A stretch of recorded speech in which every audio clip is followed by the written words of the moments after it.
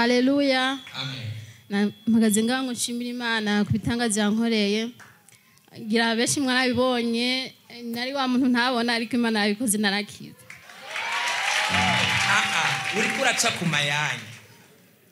Ubwa mbere waje ngaha amaguru yose yabaye paralyze. Tugusengera umunsi wose hari. Urabona no guterura ukuguru kwanye ntiyagukura. Baramudugiriza bakamudugiriza no ngaha. Tumusengera umunsi wose arakira. Amaso yaci bakize ntiyasubiye kugaruka. Yaciye agenda mara hafi ukwezi kose acafatwa n'amaso. Amaso acarahuma. Aza kundondera amwiranire gasikibona na message bariko baranyandikira. Ndamubwira ni none wagiye ko naherutse kukubona. Ninaciye mpumba byaranse ko ngaruka. Namubwira nti garuka usengere. Turamusengera ijya mbere arabona buke buke. Tumusengera n'ijya kabiri murabona abadayimoni ukuntu bashobora kukugirira nabi ugahuma neza.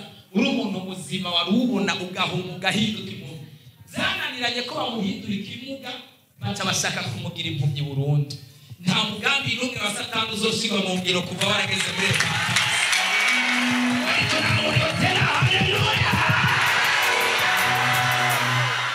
babonye vyanse ko abikimuga bagamureka tumuhumisha ariko barananiwe mu izina rya Yesu. Ubu rero bimeze gute? No sinovuga ngo ndabihere ku ntango. Hari itariki 12 z'uku12 niho hari mu masaha 10 mbona nyene mu maso hari ikintu kirahindutse. Ndaje kuryama bukiye mu gatondo na byuse nta na kintu na kimwe mbona. Ndakwezi kw'isuku 12 kwaheze nta kintu mbona.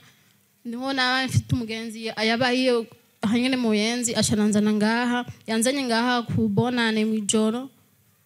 Nshitse ngaho hepfo ninjiye nyene mu site ndatangura ndabona buke buke gutyo baranzana birahera ariko ndashima Imana repentance narakize nahora ntasoma n'ikintu na kimwe sinasoma na message nta kintu na kimwe nabona ariko ndashima Imana ubu narakize byose byaraheze. Naka kantu kari ngaho urakabona. Komera Imana bashimire cyane.